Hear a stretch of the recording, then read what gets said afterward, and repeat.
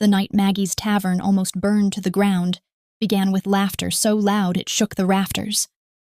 Music thundered from a battered drum at the far end of the hall, its rhythm pulsing through the wooden floor like a living heart.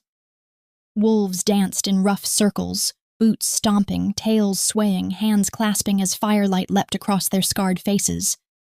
Ale sloshed from chipped mugs, splashing onto the floor, soaking into old wood that had tasted more joy than most places in the kingdom ever would. And behind the long counter stood Maggie. She wiped a mug with a rag that had seen better days, her dark hair tied back, her sleeves rolled up, eyes bright as she watched her people laugh. Every grin in this room mattered to her. Every bark of laughter was a victory. Because this place had not been built for comfort. It had been built for survival. The tavern was called the Low Den, a name the nobles once mocked. But Maggie wore it like a badge of honor. This was where the rejected came. The limping. The scarred. The wolves too poor, too rough, too forgotten to be welcome in silk-draped halls. Here no one was low. And everyone knew the one rule carved deeper than any mark on the walls. No nobles allowed. Not their gold. Not their names. Not their excuses. Maggie had made that rule herself, years ago, the day she'd been dragged out of a noble's tavern with her father, because they were dirty and unfit for decent eyes. She had never forgotten the way the door slammed in their faces. The way laughter followed, so she built her own doors, and behind them, she kept the nobles out. A roar of cheers rose as two wolves spun clumsily into a table, sending mugs rattling. Maggie laughed, leaning over the counter. "Easy there, Thomas. You break my tables, you fix them." Thomas grinned, raising his mug in apology before being dragged back into the dance. Maggie shook her head, warmth spreading in her chest. This chaos, this loud, messy joy, was her pride. These wolves were hers, not by blood, by choice. She moved along the counter, refilling mugs, trading teasing words, resting a hand on a shoulder here, squeezing a wrist there. They looked to her, not as a boss, but as a shield. And she carried that weight gladly. Fire crackled in the hearth, sending sparks climbing up the chimney. The smell of roasted meat mixed with sweat, ale, and the clean bite of night air slipping in through cracked windows. It was loud. It was rough. It was home. Then the music faltered. Not all at once. Just a hitch in the rhythm. A drummer's hand slowing. A dancer missing a step. Maggie felt it before she understood it. A scent cut through the warmth of ale and smoke. Sharp, clean, foreign, noble blood. Her spine stiffened. Around the room, wolves froze. Laughter died mid-breath. Growls rolled low from chests, a warning ripple spreading like a wave. Hands dropped to sides where claws could spring free. Every eye turned toward the door. It creaked open. Cold night air rushed in, snuffing a few candles, and in the doorway stood a figure that did not belong. An old woman. She was wrapped in robes that had once been rich. Deep royal colors now faded, hems frayed, embroidery dulled by time. Silver hair spilled loose around her shoulders. Her posture sagged, as if the weight of the world pressed on her thin frame. She blinked into the tavern light, confused, lost. Her eyes moved from face to face, wide and uncertain, as if she had no idea where she was or how she had come to stand among growling wolves. The room erupted in snarls. "What's a noble doing here? She's got nerve. Throw her out." Two heavily built wolves pushed forward from the crowd, muscles bunching, fangs flashing. Maggie felt the room tipping, fury ready to spill into violence. She slammed her hand on the counter. "Stop!" Her voice cut through the noise like a blade. Every head snapped toward her. The two wolves hesitated, then turned, frustration burning in their eyes. "Maggie, you made the rule," one of them growled. "No nobles. You know what they do to us." "I I know, Maggie said, stepping out from behind the counter. She walked toward the door, boots steady on the wooden floor, passing between tense bodies. She felt their anger like heat on her skin. They were right to hate. She hated too. But when she reached the old woman, Maggie didn't see silk or status. She saw trembling hands. She saw eyes clouded with fear. The woman flinched as Maggie approached, then whispered, barely loud enough to hear, I'm sorry. I think I'm lost. Her voice shook. Not with pride, with confusion. Maggie's jaw tightened. For a moment, the tavern held its breath. She turned back to her wolves. She's not here to mock us, Maggie said. Look at her. She doesn't even know where she is. She's noble blood, another wolf spat. That's enough. Maggie looked at the woman again. The way she clutched her robes, the way her eyes darted like a frightened pup's. Then Maggie made her choice. She's staying, she said. The door thudded shut behind them, but the tension did not leave. It clung to the tavern like smoke. Growls still rolled low in chests. Wolves shifted on their feet, eyes never leaving the old woman Maggie had brought in. The music was dead now. Only the crackle of the hearth and the uneasy scrape of boots against wood filled the silence. Maggie guided the woman toward the counter, her hand steady on the frail arm. Up close, she could see how thin she was, how her fingers trembled as if the cold of the night had followed her inside. The woman kept glancing around, lost, frightened, as though every face was a stranger in a dream she could not wake from. It's all right, Maggie murmured. No one will hurt you. A bitter laugh cut through the air. You sure about that?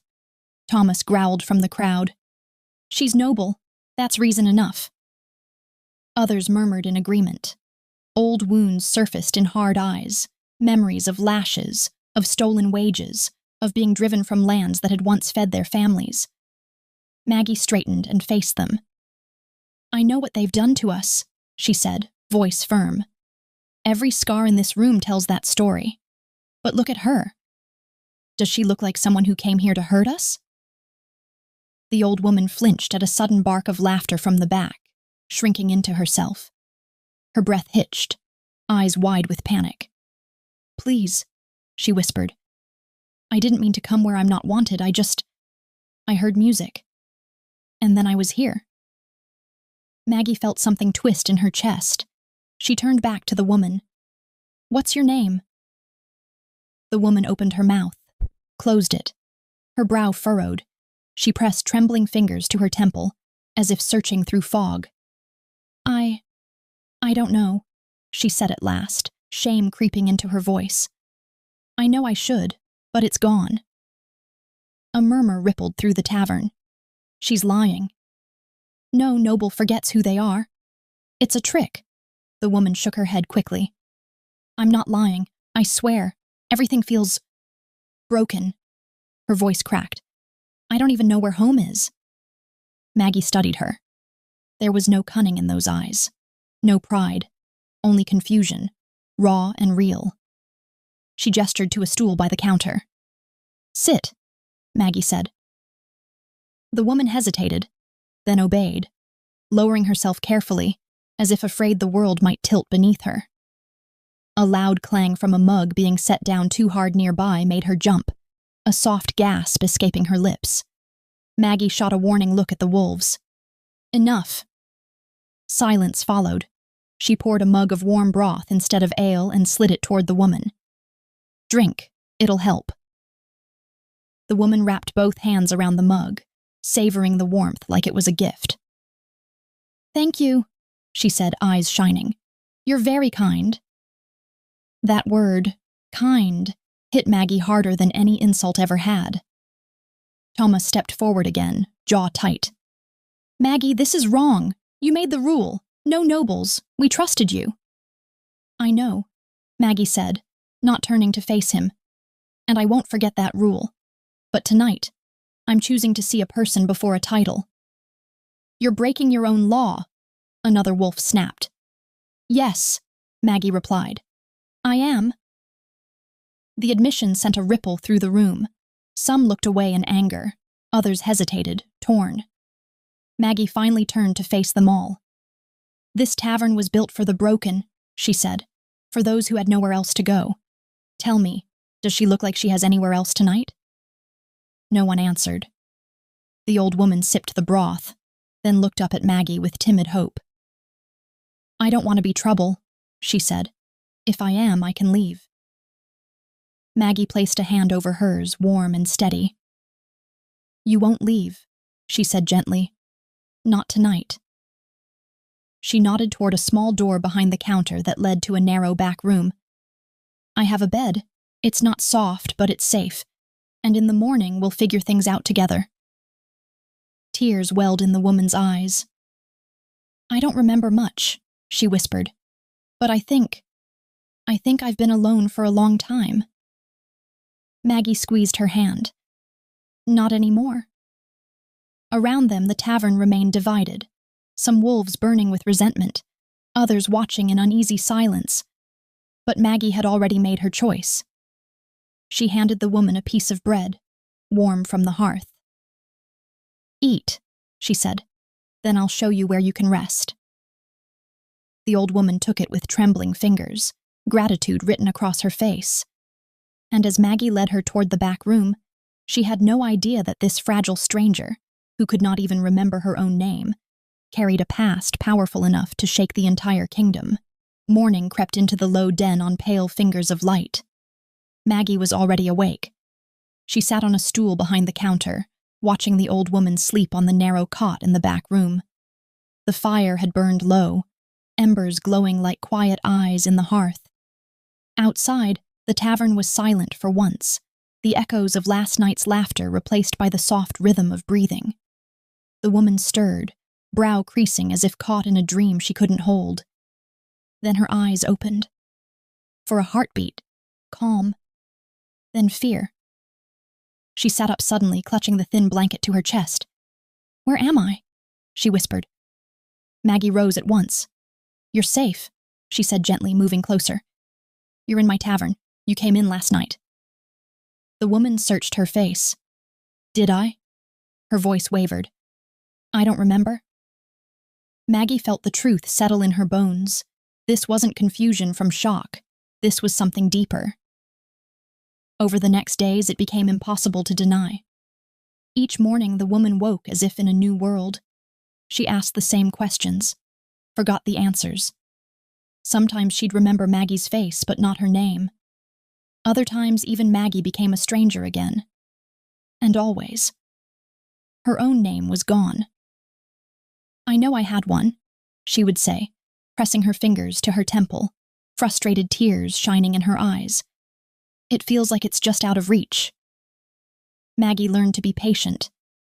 She fed her warm broth and bread, sat beside her while she ate, and listened as the woman spoke in fragments, half memories that drifted in and out like smoke. "I see a big room sometimes," she said one afternoon, staring into the fire. "With tall windows and curtains that move like waves. Is that real?"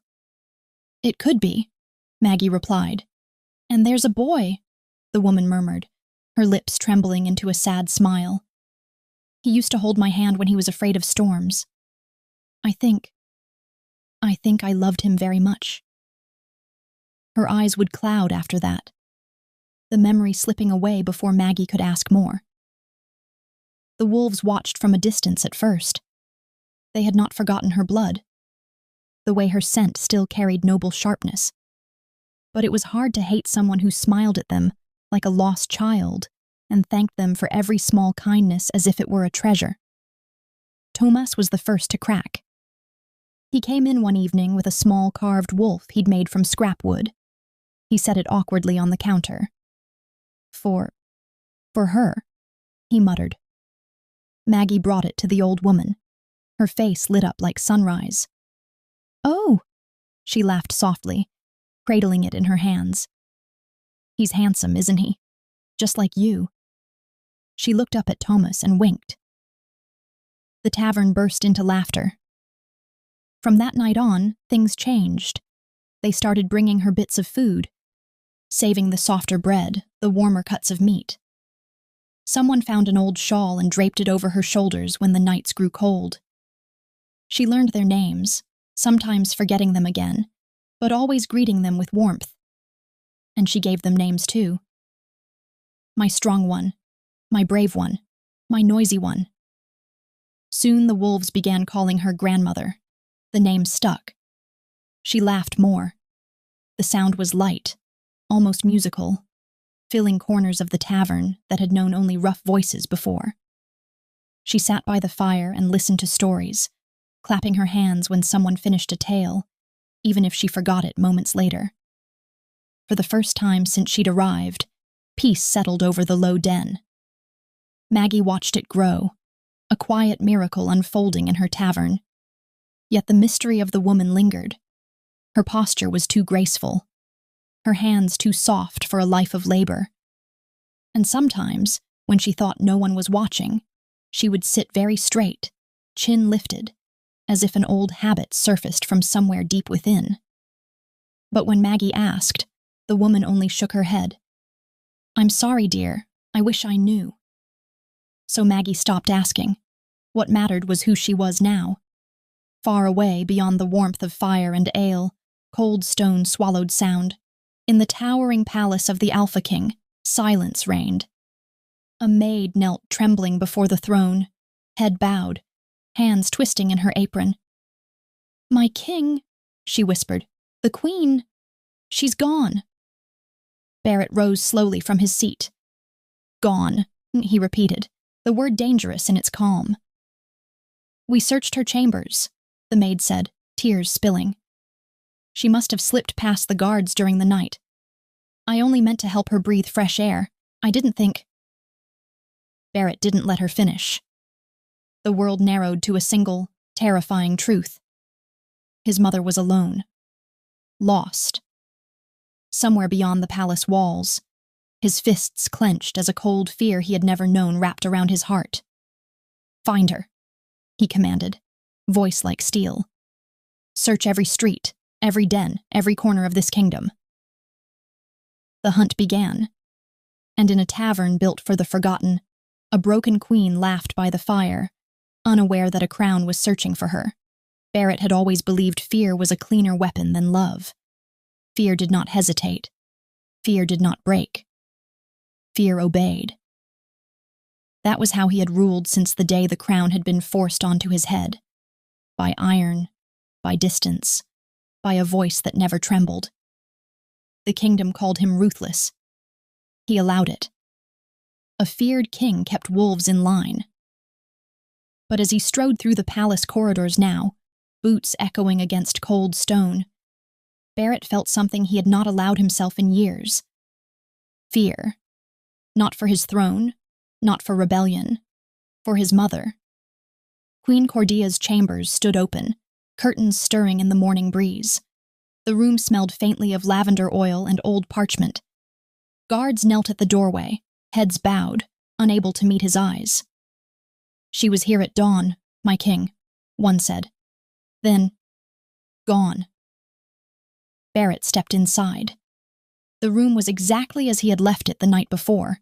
Embroidered blankets neatly folded, a half-finished cup of tea cold on the table.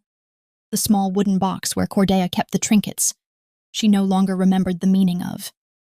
He closed his eyes.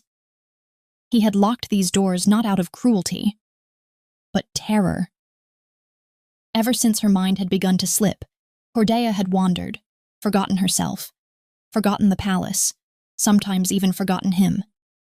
She had once walked straight into the armory, asking the guards if they had seen her husband, dead for many years. Barrett had nearly lost her that day, so he had ordered her kept in her chambers, guards at every door, no wandering, no risks, for her safety, or so he had told himself. Now she was gone. The maid knelt behind him, shaking. "My king, she begged me," she whispered. "She said the walls were closing in, that she couldn't breathe. I only took her into the garden, I swear. But then she ran. And when I followed, she was already beyond the gate." Barrett turned slowly. The maid flinched as his cold gaze pinned her. "You disobeyed a direct order," he said. She sobbed, but she looked at me like a frightened child. I couldn't say no. For a heartbeat, anger surged. Hot. Dangerous. Then he saw it. Cordaia's face in his memory. Lost, confused, begging him not to leave her alone. Barrett looked away. "Leave," he said. The maid fled. He stood alone in the chamber, jaw tight, chest heavy. For all his power, all his guards and walls and commands, he had failed the one person he had sworn to protect. "Find her," he had ordered, and now he hunted. Barrett rode through the streets of his capital like a storm, cloak snapping behind him, guards struggling to keep pace. He questioned merchants, sent scouts into every alley, every market, every low den where forgotten wolves gathered. Hours passed. Then a whisper reached him. An old woman, wearing royal robes, seen stumbling into a tavern at the edge of the common quarter. Barrett's blood went cold. "What tavern?" he demanded. The guard hesitated. "They call it the Low Den, my king. It's a place for common wolves. They don't welcome nobles." Barrett's jaw hardened. Of course she would wander into the one place he would never look. The ride there felt endless. As he moved deeper into the common quarter, the streets grew narrower, rougher. The scent of ale and smoke replaced incense and polished stone. Wolves stared as he passed, some bowing, others simply watching with guarded eyes. This was not his world, and yet, it was his kingdom. He dismounted before a squat, weathered building at the end of a crooked street. Warm light spilled from its windows. Laughter drifted out, loud and alive. The sign above the door read, "The Low Den." His lips curled. A tavern built in defiance.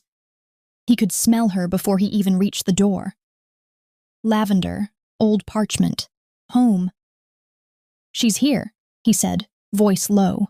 His guards tensed, but he lifted a hand, stopping them. This was his to face. Barrett pushed the door open. Warmth rushed over him, thick with ale, sweat, and fire. Music faltered. Voices died. Dozens of eyes snapped toward him. And there, near the counter, wrapped in a shawl, laughing softly at something a wolf had said, sat his mother. Queen Cordeia. For a heartbeat, relief nearly buckled his knees. Then he saw where she was, among common wolves, in a tavern that stank of spilled drink, in a place that would dare bar a king. Rage surged, swift and blinding. His eyes lifted from his mother to the woman standing behind the counter, the tavern keeper who dared shelter her. Fire burned in his gaze. This den had taken what was his, and he would have it back. The tavern fell into a silence so thick it felt like the fire itself had stopped breathing. Barrett stood in the doorway, tall and immovable, his cloak still dusted with road grit, eyes burning like twin embers. The warmth of the low den rolled over him, carrying the scents of ale, sweat, and smoke. But beneath it all, unmistakable, was his mother's scent. Home.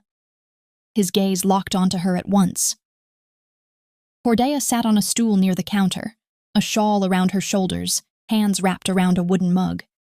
She was smiling at one of the wolves, her eyes soft, unguarded, alive in a way he had not seen in months. Relief surged, then anger crushed it.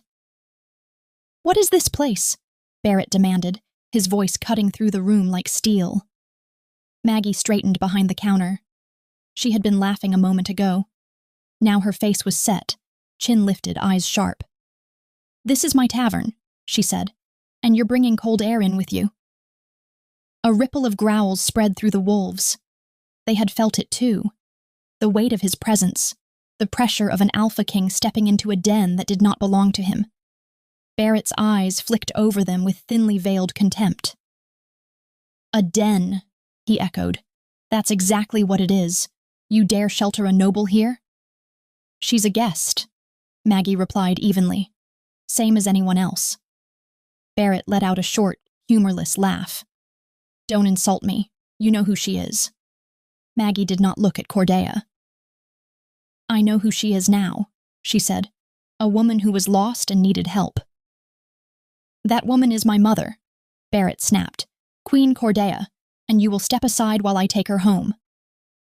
The name rippled through the tavern like thunder. Queen. Wolves stiffened. Some took a step back. Others bristled, claws sliding free, fury rising at the idea that royalty had been sitting among them all this time. Maggie felt the room tilt, but she did not move. He took a step forward. The air seemed to tighten around him. "You have broken my law by harboring her. You will answer for that. All of you will." A low snarl rose from the wolves. Thomas moved first, stepping in front of Maggie, then another, and another, until a wall of bodies formed around her, shoulders squared, eyes glowing. "She doesn't stand alone," Thomas growled.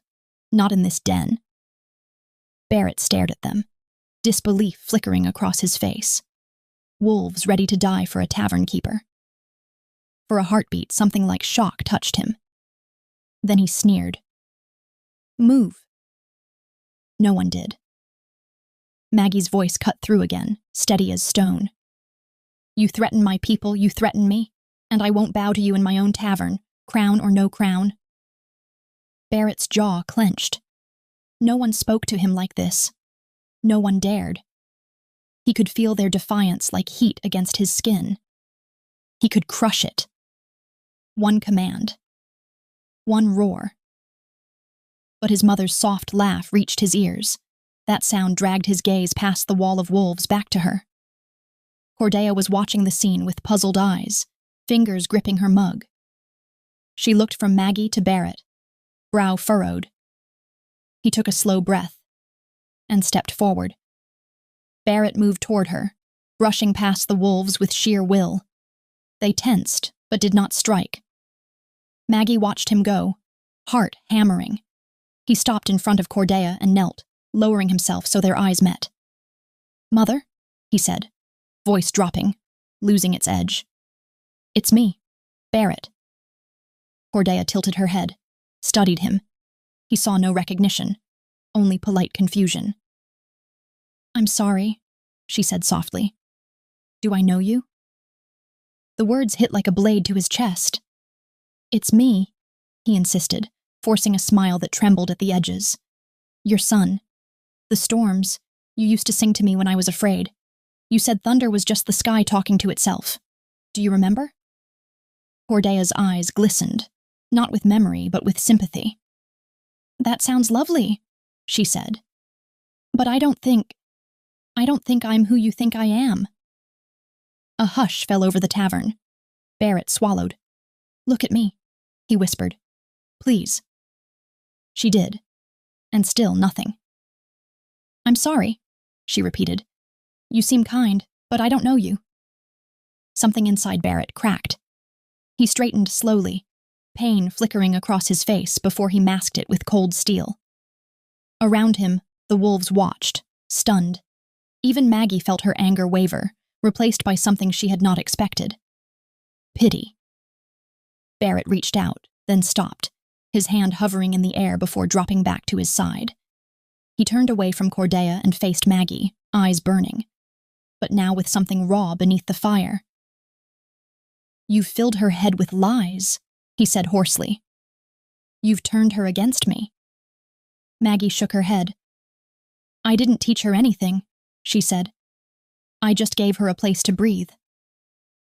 Barrett laughed once, bitter and hollow. "Enjoy your victory, Tavern Queen." He turned toward the door. His shoulders were stiff, his pride wounded, his heart laid bare before wolves who had nothing to do with his crown. Without another word, he walked out. The door slammed behind him, letting cold air rush in once more. Inside the low den, silence reigned. Cordelia looked after him, worry in her eyes. She turned to Maggie and asked softly, "Why did that man look at me like I was his whole world?" Maggie had no answer. Only the echo of a king's breaking heart lingering in her tavern. The palace had never felt so empty. Barrett paced the length of his chamber, boots silent on polished stone, the tall windows showing only darkness beyond. Torches burned low in their sconces, throwing long shadows across carved walls and gilded banners, symbols of power that suddenly meant nothing. Sleep would not come. Every time he closed his eyes, he saw it again. His mother's face. Not the fragile, distant look she'd worn in her guarded chamber, but the way she had smiled in that tavern, warm, alive, laughing with strangers as if she had known them all her life. And then her words. "I don't know you." Barrett's jaw tightened. He dragged a hand through his hair and stopped before the window, staring into the night as if the darkness might answer him. "I failed you," he muttered. He had wrapped her in silk and stone, in guards and rules, thinking he was protecting her. Yet she had found more life in a den of spilled ale than in his palace. A bitter laugh left his chest. What kind of king can't even keep his own mother safe? Another image rose unbidden. Maggie, standing behind her counter, eyes blazing, unbowed, wolves closing around her like a living shield, ready to face a king for her sake.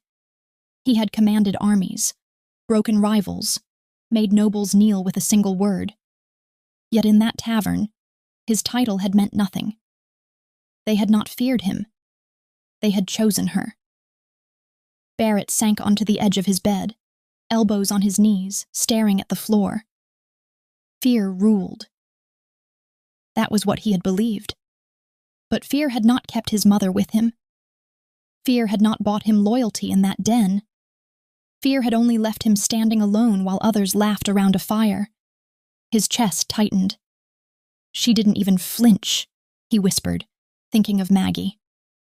"Not when I threatened her. Not when I stood before her with a crown on my head." He had expected pleading, begging, at least hesitation. Instead, he had found defiance, and something about that unsettled him more than any rebellion ever had. Barrett rose again and crossed to the small table by his bed. Upon it lay a wooden carving, rough, simple. A wolf, its edges worn smooth by his mother's hands. She had carried it since before her mind began to fade. He picked it up, turning it slowly in his palm. "She smiled at them," he said quietly. "At strangers. But not at me." The words hurt more spoken aloud. For the first time since he had taken the throne, Barrett let the mask crack. He pressed his fist to his chest, breathing through the ache. He had faced battles without trembling, had sentenced traitors without remorse. But this was a wound no armor could cover. He had stormed into that tavern like a conqueror, and left like a defeated son. Slowly, his breathing steadied, anger faded, pain remained, but beneath it, something else stirred. Resolve. "She didn't recognize me," he murmured. "Then I will make her know me again, not as a king, but as someone she can trust." And Maggie. He saw her again in his mind, standing fearless before him, voice steady, choosing mercy over hatred even when it went against her own rule. What kind of woman did that? What kind of tavern keeper built loyalty so fierce wolves would bare their throats for her? "I don't understand you," Barrett admitted to the empty room. "But I will." He straightened, shoulders squaring, not with royal pride, but with a new purpose. This was no longer just about reclaiming his mother. It was about discovering why she had found life in that place. Why those wolves would follow Maggie into fire. Why, for the first time, Barrett had felt like a stranger in his own kingdom. Outside, the night began to thin. A faint gray line crept along the horizon. Dawn was coming. Barrett did not summon his guards. He shed his cloak, his crown, laying them on the table like burdens he could no longer carry tonight. From a chest he drew out a simple tunic, the kind he wore in training years ago, before the throne had hardened him. He hesitated, then changed. When he looked at himself in the mirror, he barely recognized the man staring back. No gold, No symbols of power. Just a tall wolf with tired eyes and a heart too heavy for sleep. Tomorrow, he said softly, I will go back. Not as Alpha King, but as a man willing to listen. He slipped from his chamber as the first pale light touched the palace walls, moving through shadowed corridors toward the waking world beyond. And far across the city, a tavern built for the forgotten waited, unaware that before the sun fully rose, its doors would open once more to the king it had already humbled.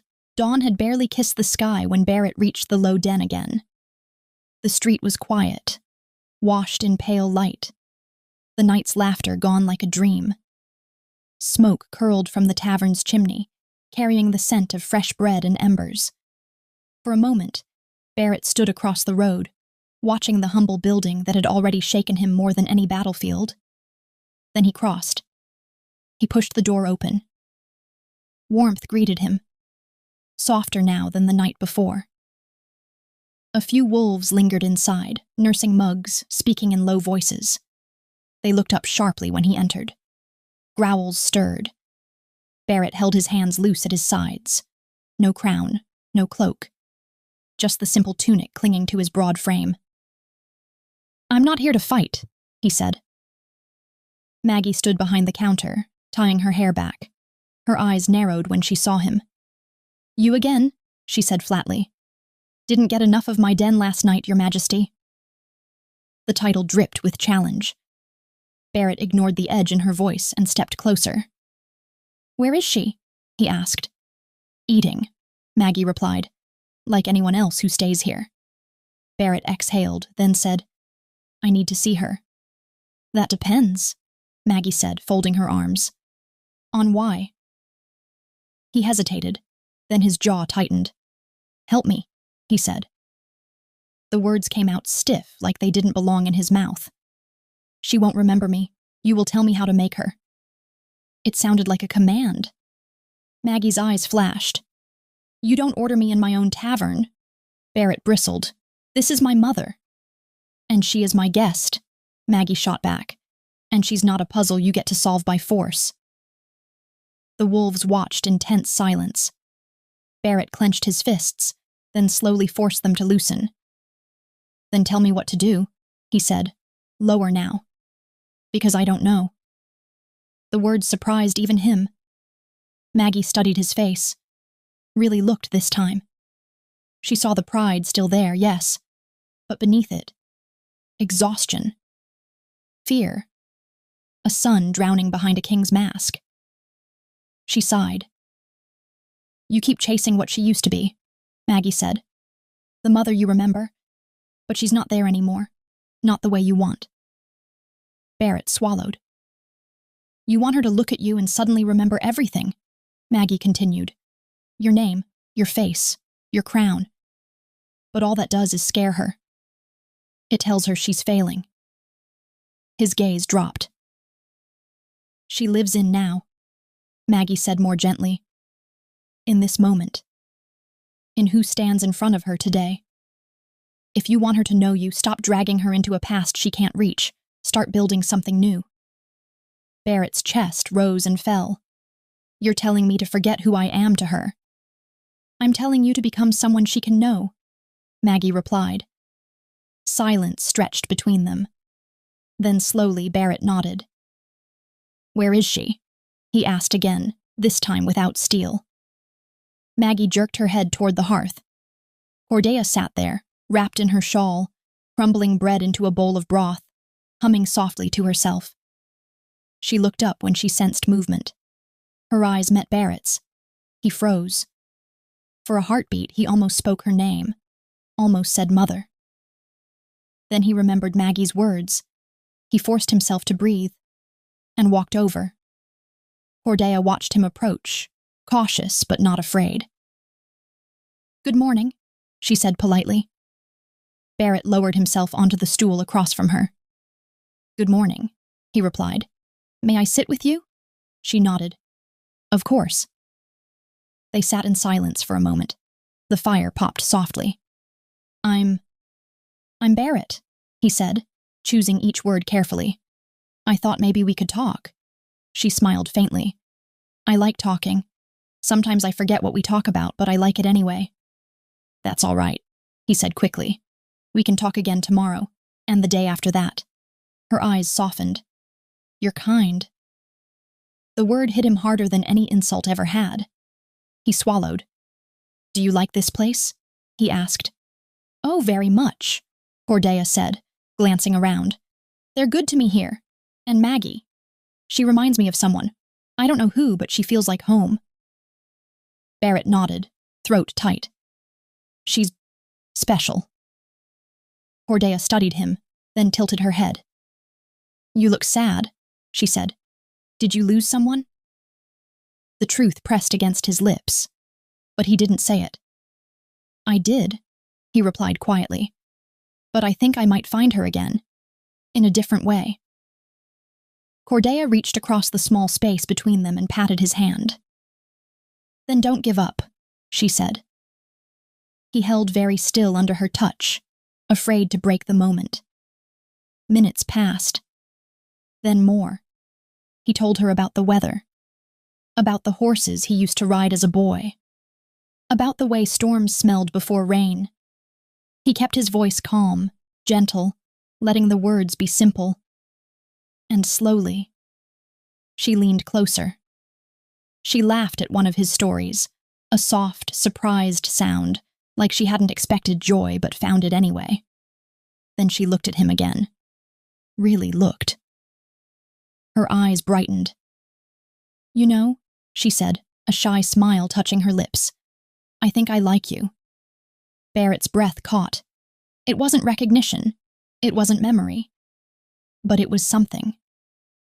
His chest swelled with a fragile, dangerous hope. Maggie watched from behind the counter as Cordelia's fingers rested easily over Barrett's hand, as her smile lingered. For the first time since he had entered her tavern, the Alpha King looked human. And when Cordelia smiled at him again, just a little wider this time, Barrett knew he had won his first true victory. Not as a king, but as a son building new memories. One gentle moment at a time. The next evening, the low den was loud again. Music rose, mugs clattered, and firelight danced across familiar faces. Maggie moved behind the counter, steady and watchful, while Cordelia sat near the hearth, smiling at anyone who passed, her hands busy folding scraps of cloth into little shapes she soon forgot she had made. Then the door opened, and for a heartbeat the tavern forgot how to breathe. Barrett stepped inside.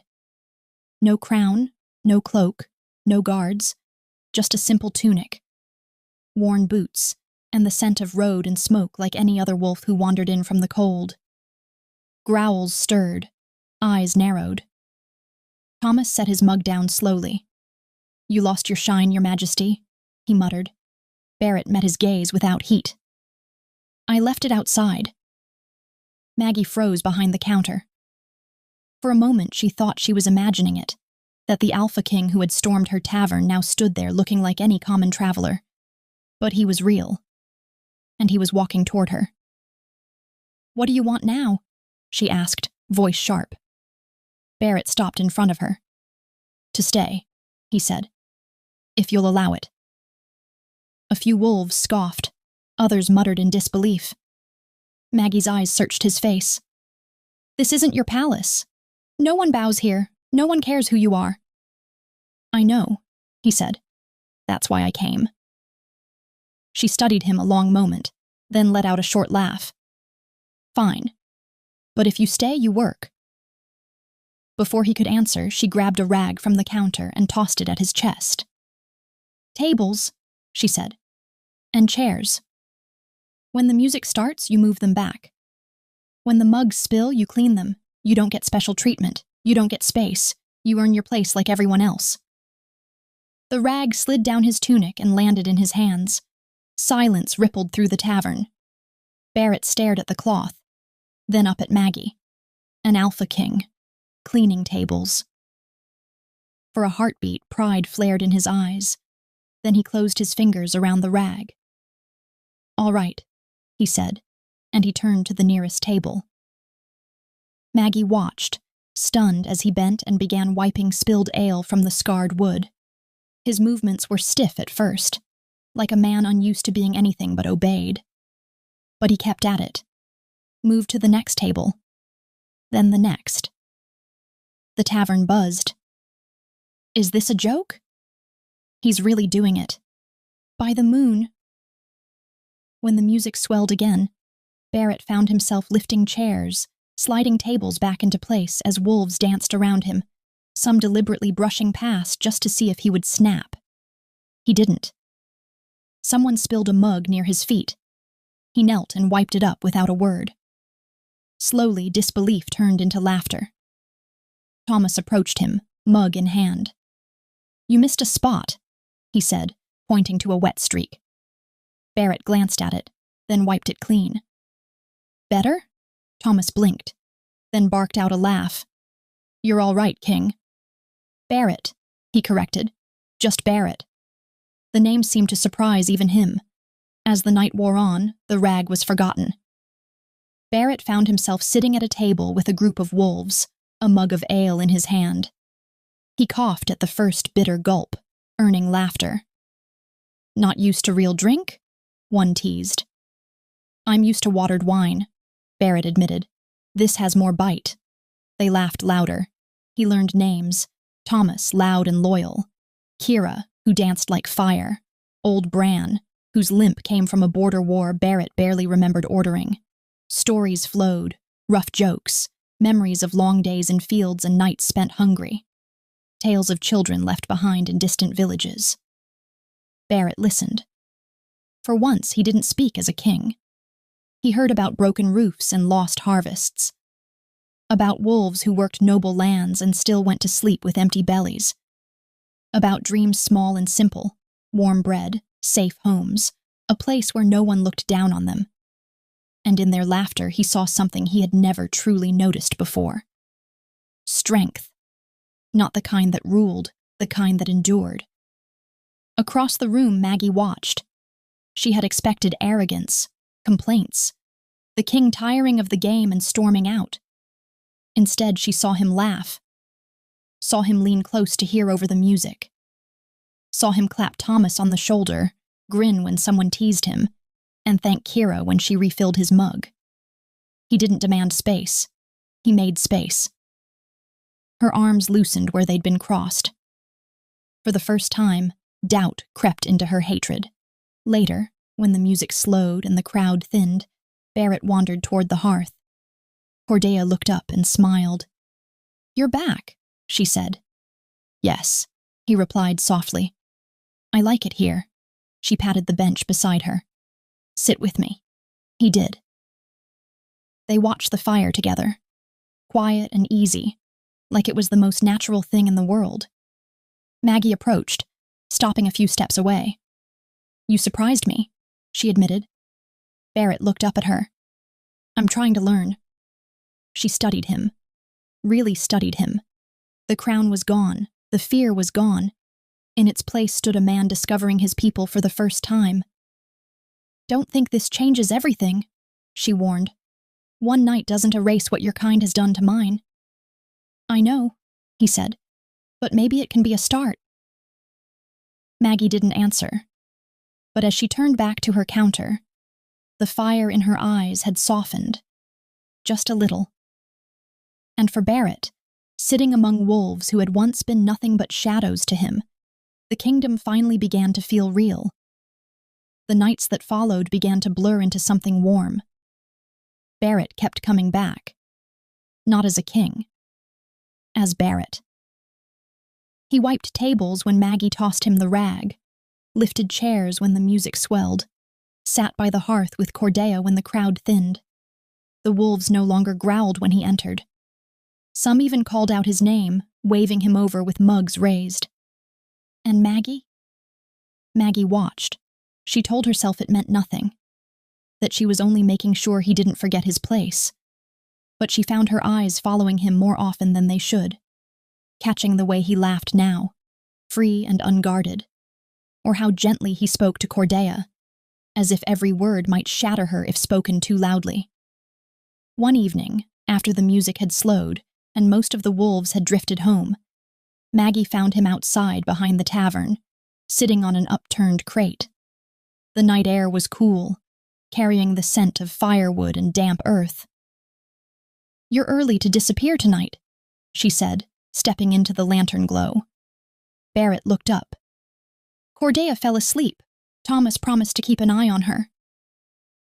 Maggie nodded and leaned against the wall, arms folded. For a moment, neither spoke. Then Barrett broke the silence. "Why did you really let her stay?" he asked quietly. "Even when you thought she was just a noble." Maggie's jaw tightened. "Because I hate nobles," she said bluntly. "And I didn't want to hate myself more." He studied her face. "That's not the whole truth." She sighed and looked away, eyes drifting to the dark sky. "When I was a girl," she began, "my father took me into a tavern in the noble quarter. We were hungry, cold. He thought maybe we could trade a day's work for a bowl of stew." Her voice hardened. "They didn't even let us speak. The owner dragged us out by the collars and threw us into the mud, said we were dirty, said we were lowering the place just by standing there." Barrett felt a twist in his chest. "I remember my father kneeling in the dirt, apologizing for something he didn't do," Maggie continued. "I remember laughter from inside. I was small, but I swore something that night." She turned to him, eyes burning. "I swore I'd build a place where no one would ever be thrown out for being poor, or broken, or unwanted, where status meant nothing." She gestured back toward the low den. "This is that vow." Barrett was silent. He had ordered men thrown out of halls before, had never wondered where they landed. "I'm sorry," he said finally. The words were simple, but they carried weight. Maggie studied him, then gave a short, humorless laugh. "You're not the one who did it, but you wear the crown that lets it happen." "I know," he replied, "and that's what I'm starting to see." They stood in the quiet, the tavern's warmth glowing behind them. Barrett spoke again, softer. "So why help my mother?" Maggie didn't answer at once. When she did, her voice was lower. "Because this tavern isn't just for the poor, it's for the broken, and when she walked in shaking and lost, that's all I saw. Not a queen, not a noble, just someone whose world had fallen apart." She met his gaze. "I couldn't turn her away. Not without becoming the very thing I hate." Something in Barrett's eyes shifted. Respect. Admiration. And beneath it, something more dangerous. "You're stronger than most wolves I know," he said. Maggie snorted. "I just refuse to be small." A quiet smile tugged at his lips. From inside, laughter rose again. Music flared back to life as someone struck the drum. Maggie glanced toward the door. "Looks like they're starting again." They went back in together. The tavern was alive, wolves clapping, stamping, spinning in pairs. Near the center of it all stood Cordelia, holding Thomas's hands, laughing as he tried to guide her steps. Then she spotted Barrett. Her face lit up. "There you are," she called, releasing Thomas and hurrying over. "Come, they're teaching me to dance." Barrett blinked. "Dance?" "Yes," she said, grabbing his hands before he could protest. "You can't sit forever." The wolves cheered as she pulled him into the circle. At first, Barrett moved stiffly, unsure, but Cordelia laughed, light and bright, and he found himself smiling back. He followed her steps, turning when she turned, catching her when she stumbled. She was glowing. Not the quiet, fragile woman of the hearth, but alive, laughing, spinning beneath the lantern light. Maggie watched from the edge of the room. She saw the way Barrett leaned close to hear Cordelia over the music, the way he laughed when she stepped on his foot, the way she looked at him now, not with confusion, but with warmth. And something in Maggie's chest shifted. She had wanted to protect the broken queen. She had not expected to watch her heal. Nor had she expected the ache that came with seeing Barrett there. No crown, no fear, just a man dancing with his mother like the world had finally given him back a piece of what he'd lost. Their eyes met across the room. For a heartbeat, everything else faded. Fire crackled, music thundered, wolves laughed. And between Maggie and Barrett, something unspoken flared to life, dangerous, bright, and impossible to ignore. The fire beneath Maggie's heart had found its match. The rumors began as whispers. They slipped through markets and alleys, crawled along tavern walls, and rode on the backs of nervous messengers. The Alpha King, scrubbing tables in a common den, drinking ale with farmers, laughing with wolves who had no titles, and at the heart of it all, a tavern keeper. By the third night, the whispers had teeth. They called Maggie a witch, said she had bewitched the king with low magic and foul charms, said she had turned Queen Cordeia against her own blood. Maggie heard the first threat at dawn. A breathless runner burst into the low den, eyes wide. "They're talking about burning this place down," he said. "Nobles from the upper quarter. They say your tavern is an insult to the crown." Maggie set down the mug she was washing. Her jaw tightened. Let them talk. But the talk didn't stop. By evening, wolves gathered in tense clusters, voices low, fear creeping into eyes that had only just learned to laugh again. "This place is all we have," Kira whispered. "They'll take it from us," old Bran muttered. "They always do." The door burst open. Armored guards flooded in, steel flashing, boots thundering against wood. The tavern erupted in snarls as wolves leapt to their feet. "In the name of the crown!" the captain barked. "Maggie of the Low Den, you are under arrest for treason and witchcraft against the realm." Gasps rippled through the room. Her wolves surged closer. "We won't let them take you," Thomas growled. Maggie turned to them, voice steady. "You will," she said softly, "because this tavern survives only if you do." Her gaze swept over their faces. "No fighting, no blood, promise me." Reluctantly, one by one, they nodded. As they dragged her toward the door, Maggie lifted her voice. "Keep the fire burning," she called to her wolves, "no matter what happens." The door slammed behind her. The low den was left in shaken silence. The court chamber was a world away from spilled ale and laughter.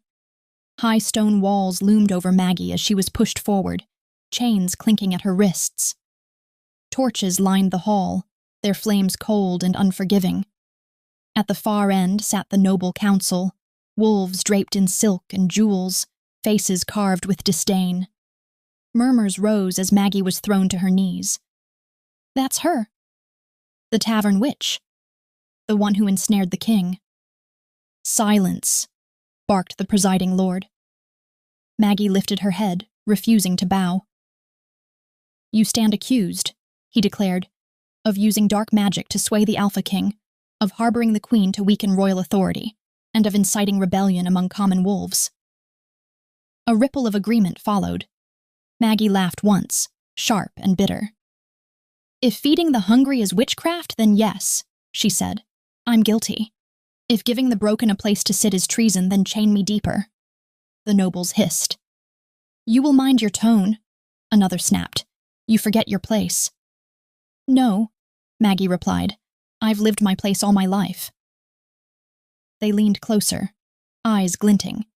"Your den has grown too bold, too loud. It teaches common wolves to forget who they are. That is dangerous." Maggie's eyes burned. "No, it teaches them they matter." The presiding lord rose. "Enough. Until the Alpha King returns to his senses, we will deal with you. At dawn, judgment will be passed, and your tavern will be seized." A cold weight settled in Maggie's chest. Dragged to her feet, she was led to the center of the chamber, and left there, alone beneath towering stone and accusing eyes. No fire, no laughter, no wolves at her back. Just Maggie. standing before the nobles who had waited all their lives to see someone like her brought low. And somewhere beyond those walls, a tavern full of broken wolves held its breath, fearing the dawn might steal everything they had built. Cold stone pressed against Maggie's bare knees as dawn crept into the high windows of the court. She had not slept. The night had been long, filled with murmurs from behind heavy doors, with the scrape of guards' boots, with the quiet echo of her own breathing in the vast chamber where she'd been left alone. But Maggie had not bowed. Not once. When the torches were replaced by pale morning light, the noble council returned. Silk rustled, jewels glinted, perfumed air chased away the scent of fire and ale that still clung faintly to Maggie's clothes. The presiding lord took his seat, eyes hard. "Bring the tavern keeper forward." Guards hauled Maggie to her feet and pushed her to the center of the hall. "You have had the night to consider your crimes," the lord said. "Witchcraft, treason, corrupting the Alpha King, harboring the Queen to weaken royal authority." Maggie lifted her chin. "I have considered nothing," she replied, "because I have done nothing wrong." A hiss of outrage rippled through the nobles. "You will answer for your arrogance," another snarled. "Your den breeds defiance. It fills common wolves with ideas above their station." Maggie's eyes flashed. "And what station is that? To break their backs in your fields and vanish when the work is done?" Silence faltered. Then the murmurs rose again. The presiding lord slammed his staff against the stone. "Enough. We will not be lectured by a tavern girl." Maggie took a slow breath, then she spoke. "Let me ask you something," she said, voice steady but carrying through the hall. "If you hate common wolves so much, why do you let them farm your crops?" A few nobles shifted. "Why do you let them build your houses?" Maggie continued. "Lift your stones, mend your roads, fight your wars." No one interrupted her now. "If we are so low," she went on, eyes burning, "why do you need our hands for every hard thing you refuse to do yourselves?" The hall fell still. Maggie took a step forward, chains clinking softly. "Why are we only useful when the work is dirty, but suddenly unworthy when it comes to decisions? To respect? To being heard?" Her voice rose, not in anger, but in truth. "Tell me, if we are nothing, then what does that make a kingdom built on our backs?" The question hung in the air like thunder before a storm. No noble spoke. Some stared at their laps, others shifted uncomfortably in their seats. A few clenched their jaws, but even they did not answer. Because there was no answer. The great doors at the back of the hall creaked open. Boots echoed across stone. Every head turned. Barrett entered. Not in simple tunic, but not in full splendor either. He wore his crown now, but no cloak. No guards at his side. Just the weight of the throne in his eyes as he strode forward. "My king," the presiding lord said quickly, rising. "We were just—" "I heard her," Barrett said. His voice cut through the chamber, cold and sharp. He stopped beside Maggie, not above her, but at her side. "I heard every word." Maggie did not look at him. She kept her gaze on the nobles. Barrett turned to face them. "You accuse this woman of witchcraft, of treason, of turning me against you." His eyes narrowed. "But all I see is someone brave enough to say what you've spent years pretending not to hear." A murmur of unease rippled through the council. "She has overstepped, my king," one noble protested. "She teaches common wolves to forget their place." Barrett's gaze snapped to him. "No, she reminds them they have one." Silence fell again. Barrett looked back at Maggie. For a moment, the court saw not a king addressing a prisoner, but a man looking at a woman who had changed him. Pride softened his features. "This tavern keeper showed my mother kindness when my palace could not," he said. "She gave her warmth when all I had left her were walls." A few nobles shifted, eyes widening. "And she has shown me something as well," Barrett continued. "That loyalty cannot be commanded, it must be earned." He faced the council again, his voice hardening. From this moment on, Maggie of the Low Den stands under my protection. Gasps rose. Anyone who threatens her, Barrett said, each word deliberate, threatens the crown itself, and I will answer that threat with every ounce of power I possess. The presiding lord swallowed. My king. The council only sought to protect the realm. Then start by protecting its people, Barrett snapped. All of them. He turned to the guards. Unchain her. They hesitated. Now. The chains fell away from Maggie's wrists, clinking against the stone. She straightened slowly, rolling her shoulders as feeling returned to her arms. Barrett met her eyes. You are free.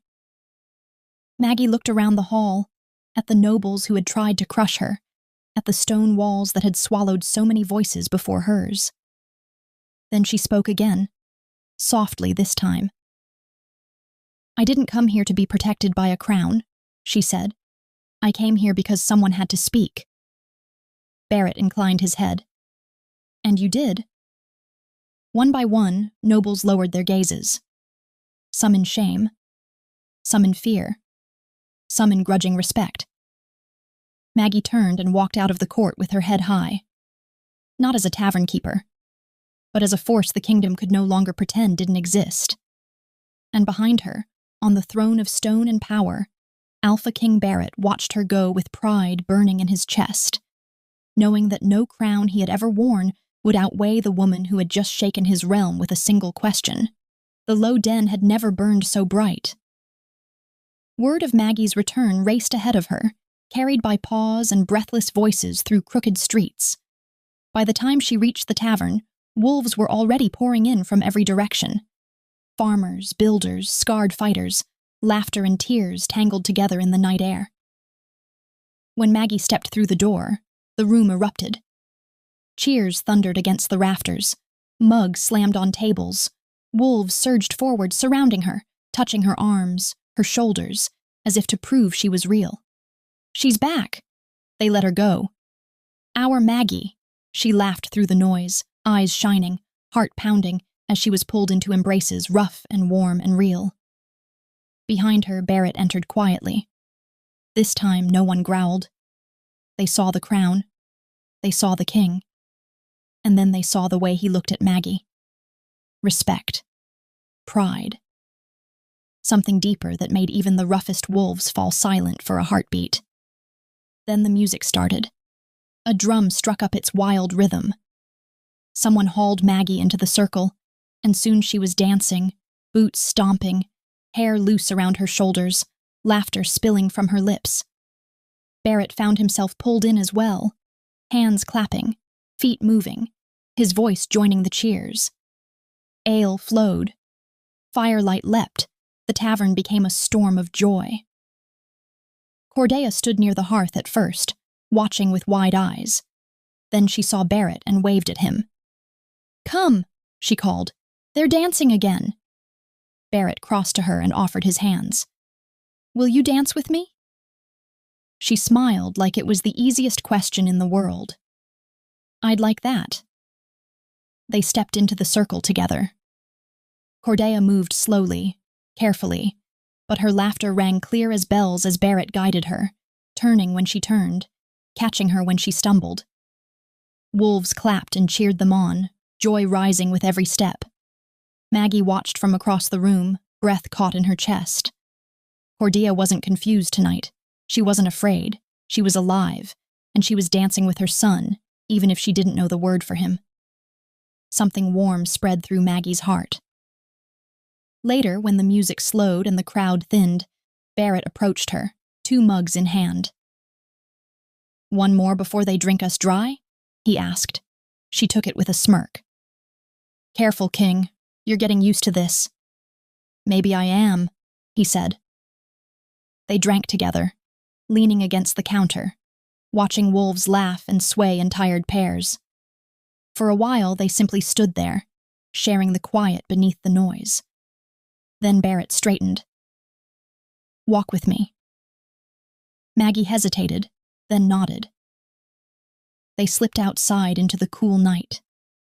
The moon hung full above them, bathing the street in silver light.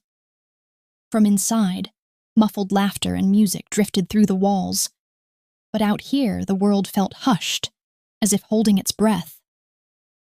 Barrett stopped a few steps from the door and turned to her. "Maggie," he said, voice low, "you changed me." She lifted a brow. "That's a dangerous thing to say to a tavern keeper." "I mean it," he continued. "Before you, I thought ruling meant being feared. I thought distance was strength. But in your den, I saw my kingdom for the first time. I saw what my crown was built on." He stepped closer. "You showed my mother kindness when I couldn't. You stood before my nobles when no one else dared. You taught me that loyalty isn't taken. It's given." Maggie's heart thudded hard in her chest. "I don't know how to be the king you deserve yet," Barrett said. "But I know this. I don't want to walk this path without you." He took a breath, steadying himself. "Be my mate," he said. "My Luna, my queen." The words hung between them, heavy as the moonlight. Maggie searched his face. The crown was there, the power. But so was the man who had wiped her tables and listened to broken wolves and learned their names. She didn't answer at once. Instead, she said quietly, "If I stand beside you, I won't be a pretty figure in silk. I won't sit silent while my people are forgotten." He nodded. "I wouldn't want you to." She lifted her chin. "Then hear me. I will only accept if common wolves are no longer shadows in your kingdom, if they are brought into the system, given voices, given chances. I live for them, Barrett. I die for them. If I am queen, I will be their queen." The night seemed to still. Barrett didn't hesitate. "I accept," he said at once. "Not as a bargain, as a promise." Maggie's breath caught. "You don't even know how hard that'll be," she whispered. "I do," he replied, "and I will do it anyway." For a long moment they simply stood there, moonlight washing over them, the weight of everything they'd survived between them. Then Maggie stepped closer. "So that's your choice," she said softly. "And this is mine." She reached for his hands. Barrett's fingers closed around hers, warm and strong, as if afraid to let go. Slowly he leaned in. Maggie didn't pull away. Their lips met beneath the moon, gentle at first, then sure, carrying every unspoken promise, every wound, every hope neither had dared name before. When they parted, their foreheads rested together, breaths mingling. Inside the tavern, laughter rose again. Outside, under silver light, a king and a tavern keeper stood hand in hand, no longer divided by crown or class, but bound by a choice that would change a kingdom.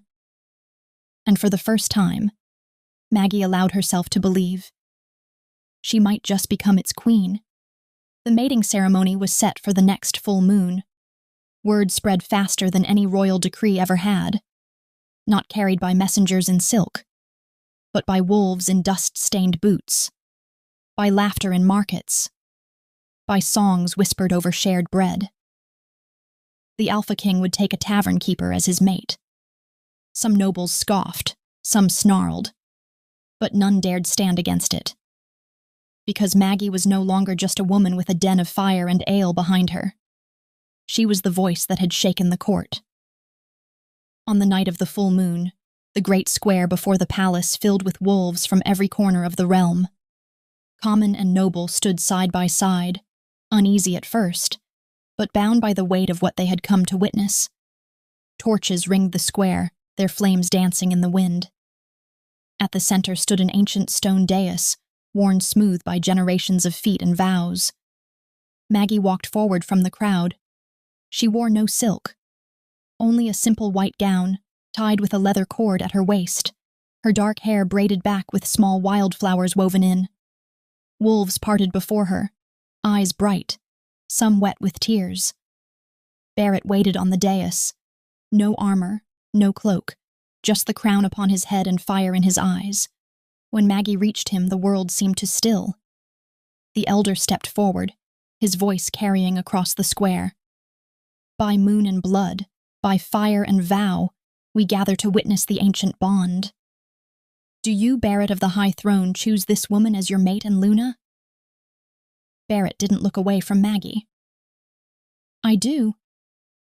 And do you, Maggie of the Low Den, the elder said, choose this king as your mate to stand beside him and shape the realm? Maggie lifted her chin.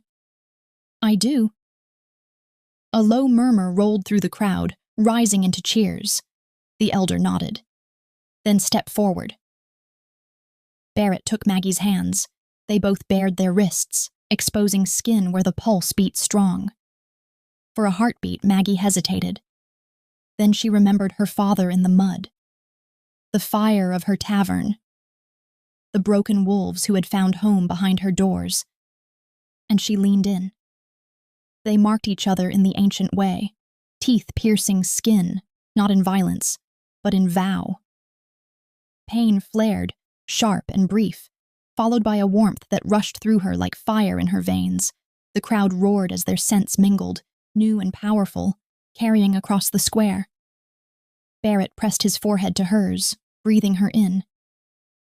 My mate, he whispered. My king, she replied. The elder lifted a simple circlet of dark silver, etched with the symbols of unity, and placed it into Barrett's hands. Barrett turned to Maggie. This crown is not for power, he said, loud enough for all to hear. It is for service, for every wolf in this kingdom, noble or common. He set it upon her head. I crown you, Maggie of the Low Den, he declared, queen and Luna of this realm. The hall erupted. Cheers thundered. Wolves howled to the moon. Even nobles, stiff-backed and uneasy, lowered their heads in submission. Maggie's chest swelled as the sound washed over her. Then Cordeia stepped forward. She wore a soft blue gown, her silver hair brushed neatly back. She paused before Maggie, studying her with gentle eyes. You're very beautiful, Cordeia said. You look like someone who brings light. Maggie's throat tightened. She knelt before her. Thank you, she whispered. Cordeia reached out and pulled her into an embrace. The crowd hushed as the broken queen held the new one close, stroking her hair like a mother would. I don't remember many things, Cordeia murmured, but I know this. You were kind to me when I was lost. Maggie closed her eyes, tears slipping free. You were never lost here. Barrett watched, heart full as his mother embraced the woman who had given her back pieces of herself. In the days that followed, change moved through the kingdom like fire. Not the kind that burns, the kind that warms. Barrett kept his promise. Common wolves were brought into councils, given voices in matters that shaped their lives.